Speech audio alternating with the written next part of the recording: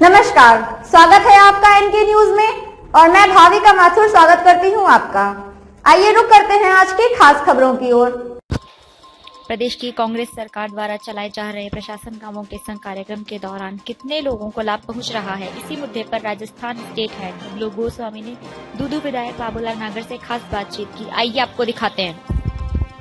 प्रदेश कांग्रेस सरकार से प्रशासन गांव के संग जो अभियान चल रहे हैं, इसमें कितने आदमी के जनता के फायदा हो रहा है, इस मुद्दे को देखते हुए मेरे साथ खास बातचीत करते हुए दूदू विधायक बाबूलाल नागर, जो गरीबों को मसीहा बोल के जाना जाता है पूरी दूदू क्षेत्र के, पूरी राजस्थान में, आज उन्हीं से बातचीत करके जनता से मैं उनको बता दूंगा ये बाबूलाल नागर जी क्या जनता के लिए कर सकता है और क्या किया है।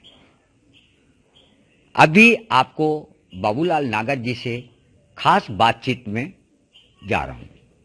बाबूलाल नागर जी, आप ये बताइए, प्रशासन गांव के संघ में आप कितनी जनता को, मतलब उनकी काम के लिए आपने हेल्प किया?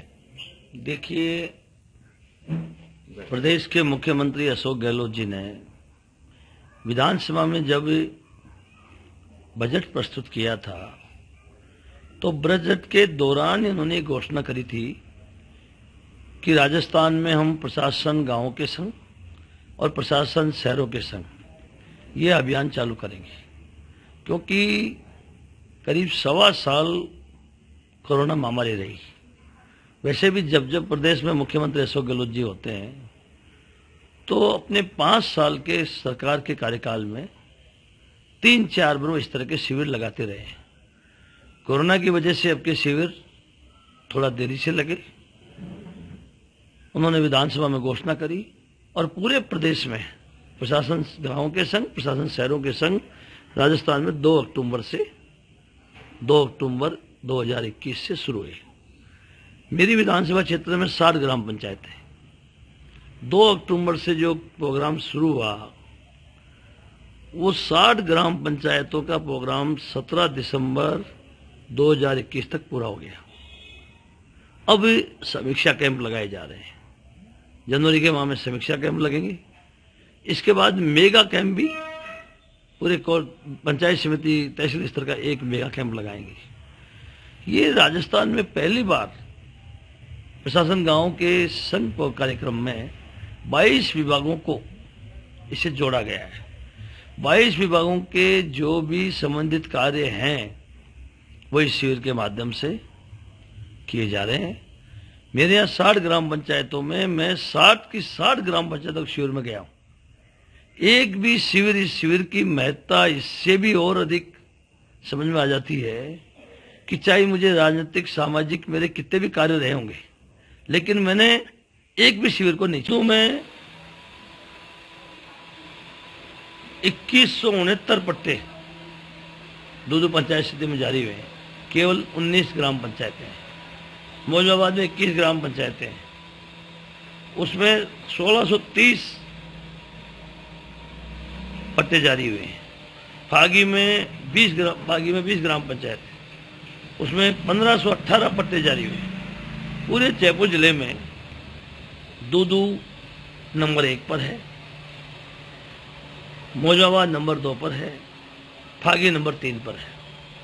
अब इतने लोगों के पट्टे एक साथ बन जाएं और निःशुल्क उपलब्ध हो जाएं, मात्र 100 रुपये में, 150 रुपये में एक पट्टा मिल जाए, तो ये बहुत महत्वपूर्ण सरकार की कारगर कदम है।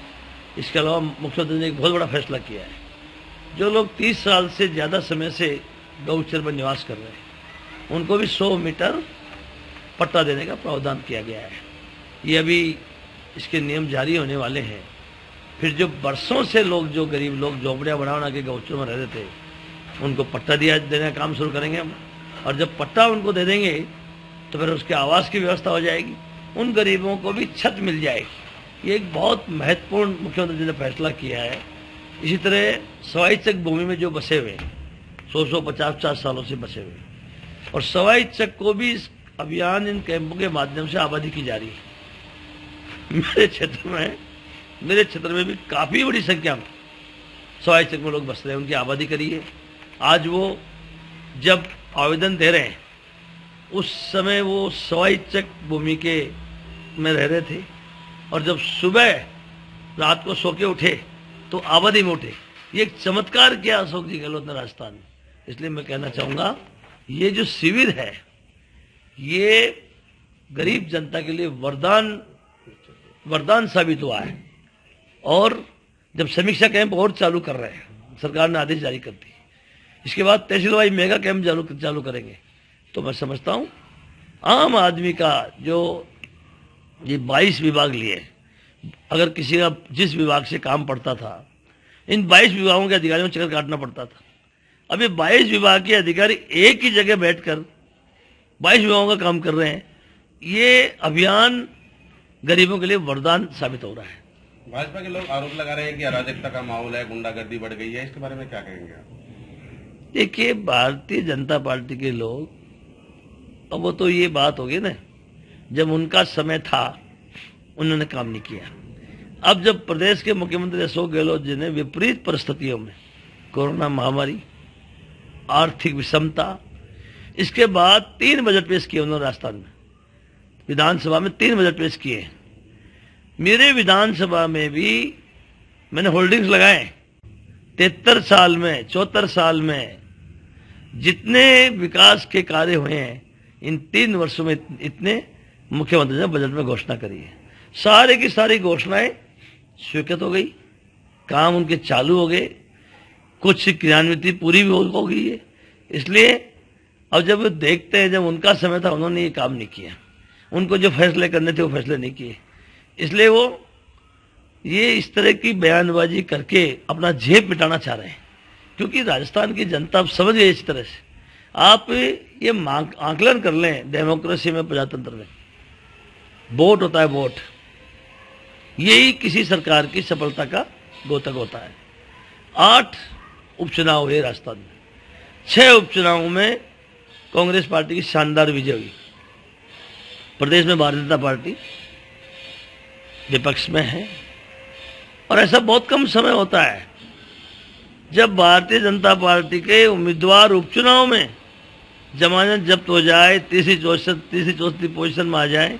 इससे आप आकलन लगा सकते हैं अशोक गहलोत जी के, राजस्थान के मुख्यमंत्री जी की कार्यशैली का, उनके नेतृत्व का, और जनता में उनका विश्वास का। इस प्रदेश के मुख्यमंत्री जी ने राजस्थान की जनता में एक काम, बहुत बड़ा काम किया है, एतबार पैदा किया है।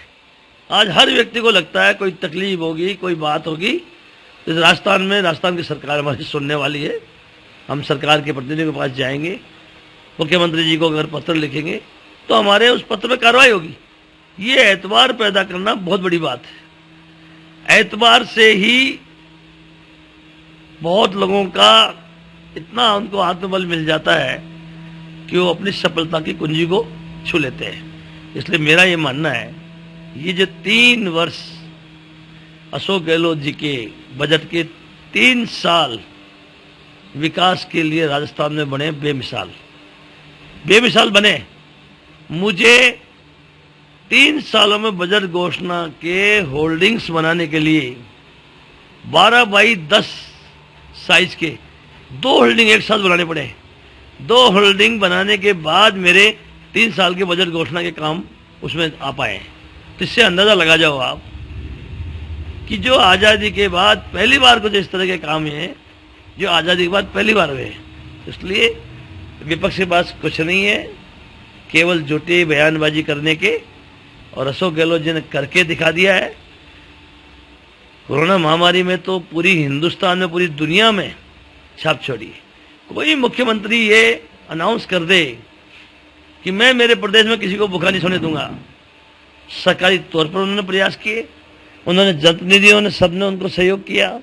सारी संस्थाएं, सामाजिक संस्थाओं ने उनको मदद करी, भामाशाहों ने मदद करी, और इस प्रदेश में कोई भूखा नहीं सोया। तो ये कम बात थोड़ी होती है।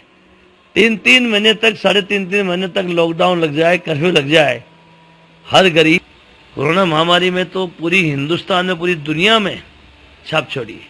कोई मुख्यमंत्री ये अनाउंस कर दे कि मैं मेरे प्रदेश में किसी को भूखा नहीं सोने दूंगा।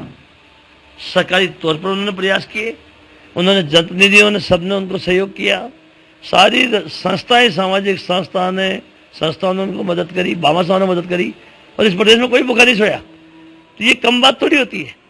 3-3 महीने तक, 3.5 महीने तक लॉकडाउन लग जाए, कर्फ्यू लग जाए, हर गरीब के घर में इतना बड़ा पीपा नहीं होता है आटे का कि वो रोज आटा निकाल के अपने बच्चों को खिलाता रहे, क्योंकि मजदूरी, फैक्ट्रियां सब बंद हो गई थी, यहाँ तक नरेगा ही बंद हो गया था।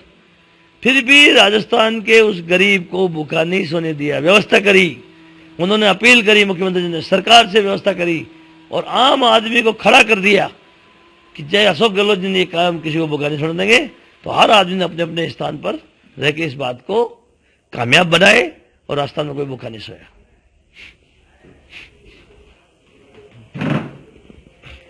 अभी आप दूदू विधायक बाबूलाल नागर से सारी बातचीत सुने हैं और जनता के सुशासन कराने के लिए जितनी केंद्र सरकार से हो चाहे राज्य सरकार से हो, जैसे मांगना, जैसे काम कराना, ये हमारा नागर साहब का लक्ष्य है और जनता भूखा नहीं सोए, ये भी नागर साहब का लक्ष्य है। अभी cameraman W Goswami, bureau news Rajasthan, NK news के माध्यम से आपको ये सारे चैनल दिखा रहा हूँ। तो ये थी आज की कुछ खास खबरें। बने रहिए हमारे साथ और देखते रहिए NK न्यूज़। नमस्कार।